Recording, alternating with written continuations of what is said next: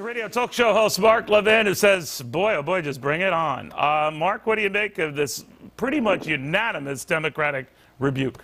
Is that your form of waterboarding, by the way, that I have to listen to those people?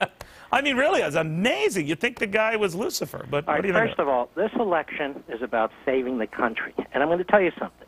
Medicare's trustees, appointed by Obama, said 6 months ago Medicare is broke in 12 years. So in 11 and a half years, there's nothing left. What does Obama do about it? Nothing. So Obama's policy is to let Medicare go broke in 11 and a half years. It's actually worse, Neil. That does not include, because I went back and read the report, the $700 billion he stole from Medicare to spread the wealth under Obamacare. And seniors need to understand who've paid into Medicare that he went into Medicare, their trust fund, took out $700 billion in the biggest raid in American history to take that money to fund Obamacare and spread the wealth to people who haven't paid into anything. That's number one. So 11 and a half years. Number two, what does Ryan say? He says, look, I'm reading Obama's trustees' report. We got to deal with Medicare. Here's my proposal. Everybody 55 and older, you're unaffected, so you don't even need to listen to this debate anymore. And the truth is, because it takes a year or two for these things to kick in, it's really anybody 54 or 53 older. Now, what are we going to do about people in their 20s and 30s and 40s and early 50s? Ask Obama. He has no answer. If you can get a question in, he hasn't answered any questions for 7 weeks. So what does Brian say? He says, okay, I've got a plan. And by the way, his plan still involves the government, to my chagrin.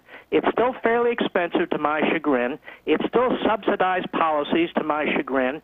But it saves hundreds of billions of dollars over several generations. We should explain, Mark, you're an encyclopedia on this stuff, as you are every night extolling this on your very fine radio show. But the fact of the matter is what the Ryan plan is, he offers vouchers for the elderly or those approaching that age group to get their own insurance, and there is the obligation of the government that many argue is just as onerous.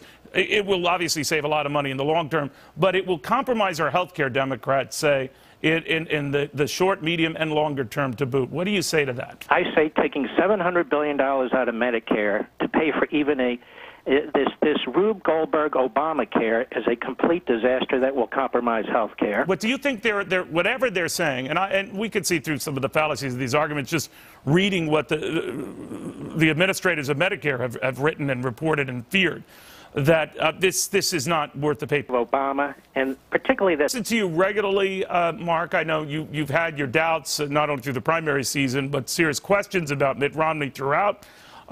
In the end, you said anyone would be a better alternative to the president.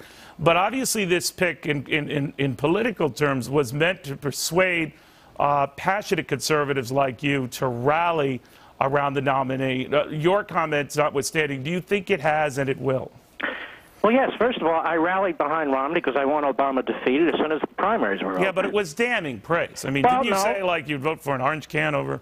Well, yeah, and I want as many human beings as possible to turn out to do exactly that. Right. But that said, look, Paul Ryan is a class act, and I've said Rubio and Ryan were the class of the field, and they are, and he chose Ryan, and I'm thrilled about it. Ryan's been on my show many, many times. He's talked about Medicare. This guy is fluent.